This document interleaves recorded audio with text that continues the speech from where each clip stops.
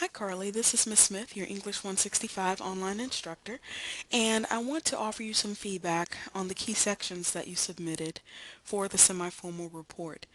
Um, I am not going to be grading this at this point in time, so I'm not reviewing this with a close eye on grammar or content, but I am trying to make sure that you're on the right track, and I am checking for any possible plagiarism issues. And so let's go through the key sections that you submitted, and hopefully the feedback that I provide to you will be helpful. Okay?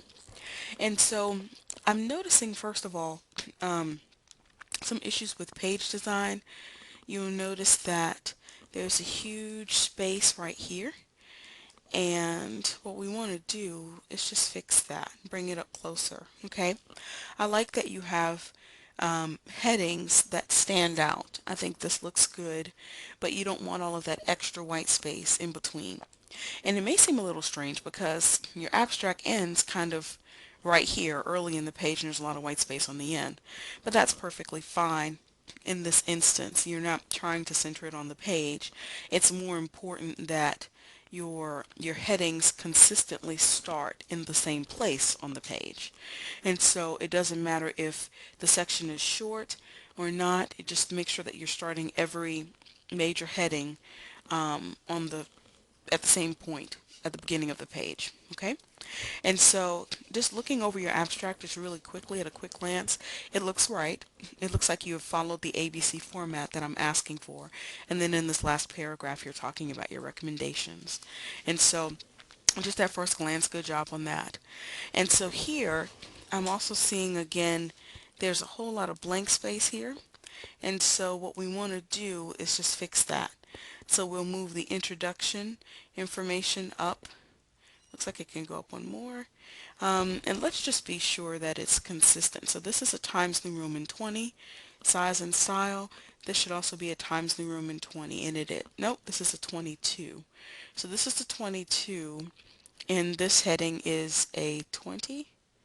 And so either you want to make this a 22 and consistently have all of them centered on the page Times New Roman 22, or you want to make this one a size 20 and consistently have all of the major headings Times New Roman centered on the page um, 22, right? And so you just want to be consistent with how you do it. It doesn't matter if you use size 20 or size 22. Just be consistent so that they're all identical in their style. And so again, just remove the extra white space, right? We don't need this extra space there. And so the purpose statement looks to be fine. We can remove this extra space here. Industry background, I'm looking for a little bit more. Um, and so this paragraph that you have here needs to be double the size. And so I'm looking for it to be a little bit more descriptive. And again, you're pulling information from ONET, and ONET has a wealth of information for you. So for your graphic here, you've pulled from work context, and that's good, but there's so many other sections, right? And so pull more from ONET for this industry background section, put it into sentences, and double this existing paragraph. Now you want to make sure that you put an in-text citation in this paragraph or with this paragraph, just like you have here, okay? And so here your in-text citation is private investigators. So what you can do is at the end of this paragraph, at the very end of it, once you've doubled it, you can put a parentheses, private investigators, close parentheses, period. Okay, so you can just put the in-text citation at the very end of this section and that would be fine. Um, and this looks good. You want to actually, again, fix the spacing, right? Move that over. This text looks a little bit small compared to this one. So this is a 12 and this is a 10, and it becomes obvious, right? Because it looks so much smaller. So you want to go through and make it consistent. And so you want to increase the size to a 12. You see how much better that looks on the page already, right? It's not so small. So add more here, and then make sure you increase the size of that type and fix that spacing issue, okay? And so if we move on now to your discussion section, And just for the sake of us looking at it all on one page, I will go ahead and move it up, but you want to go back and do all of this on your own. And so we have the discussion section. We're going to fix that extra space there. Um, about the contact person, you can fix the spacing here as well. And just kind of keep your eye attuned to what looks good, what looks right. If you don't need all that extra spacing, you don't have to have it there, right? You're going to fix the spacing here as well. I think I just said that. And so it looks like you have all of the sections pretty much, um, but you need to elaborate on them. Now, what I would do is just take this graph away. Here's why. Um, it's not labeled. So even though you have a legend down here that tells you what each color is for, imagine if you were in the workplace submitting this report and they're printing out 6 copies of it to give to, people who would need to see it, board members or what have you. And let's say they're printing it in black and white. Well, then this color legend won't mean anything, right? And so it's always a good idea then to label it. If this is 55%, you want to put that there. If this is 35%, you want to put that there, so on and so forth, right? Or have the lines coming from it that tell what each wedge is worth in percentages.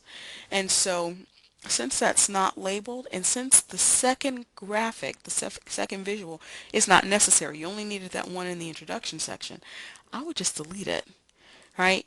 And be cautious now, because you don't want to add anything to your discussion section just hoping that it will add to your page count. You need to have 2 pages without any graphics added.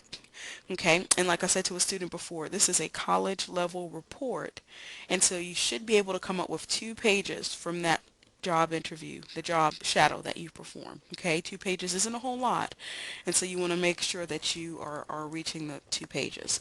And here's a way that you can do that. And so these thicker paragraphs, you can break them up into more than one paragraph. Let's say you broke this up into 2 paragraphs. Well, that's going to buy you a little bit of space there. Again, you want to fix all the spacing issues that you have in there.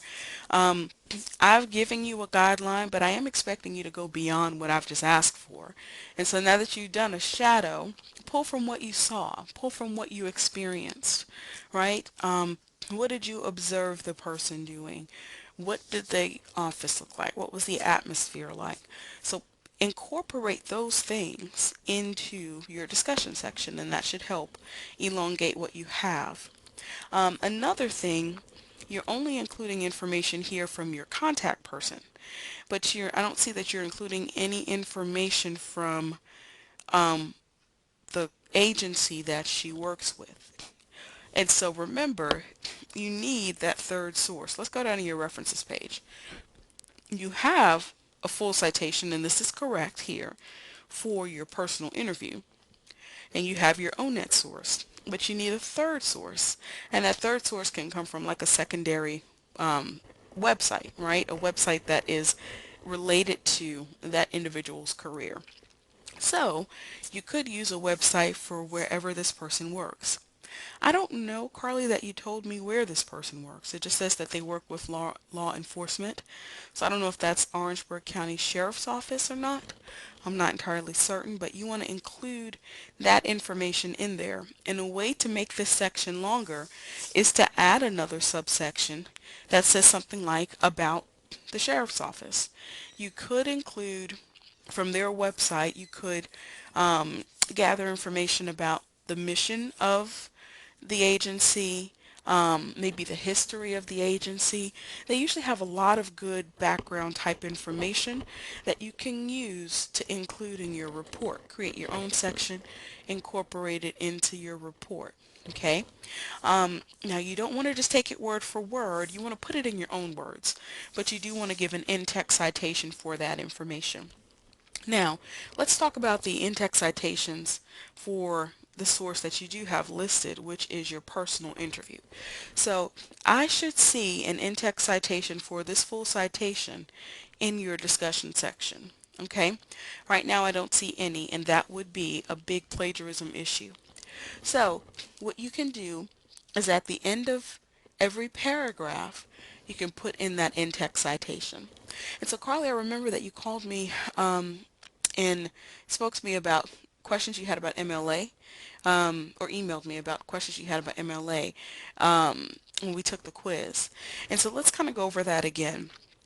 With your in-text citation is simply however your full citation begins. So on your references page, you find your full citation. For example, this first one here. So your in-text citation for that would be O'Berry, because this full citation begins with O'Berry. Okay?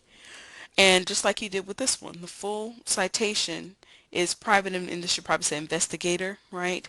Um, so the full citation is private investigators. And so your in-text citation would then be private investigators, and you got that correct in your introduction. You got that correct, okay? And so you want to do the same exact thing for O'Berry. And so in your discussion section, again, you want to make sure that you can just put it at the end of every paragraph, because I know that just about all your information would come from that contact person, most of it at least. And so you could just put it at the very end. Before your period, you want to put the parentheses, O'Berry, close parentheses, then the period. Okay? Um, and so when you go to add your third source, keep in mind that it has to be done in MLA format for a website. And your textbook will give you a guide for that. So it's somewhere between pages 355 and 365 where the MLA guide in the book gives you an example of how to do a full citation for a website. And so you want to go ahead and take a look at that. You want to take a look at that so that you can get that formatted correctly. Make sure that your references page is in alphabetical order, okay? Now, I do notice that the font there is different from this font. So again, this font is a Times New Roman 12, but when we get here, this is a different font, right? This is looks like a Calibri, and it's a size 20, size 18, okay? Here, size 20 here. And so you want to be consistent. So your heading here should match the other headings you've done for introduction, for abstract, right? You want to be consistent throughout in how your document appears.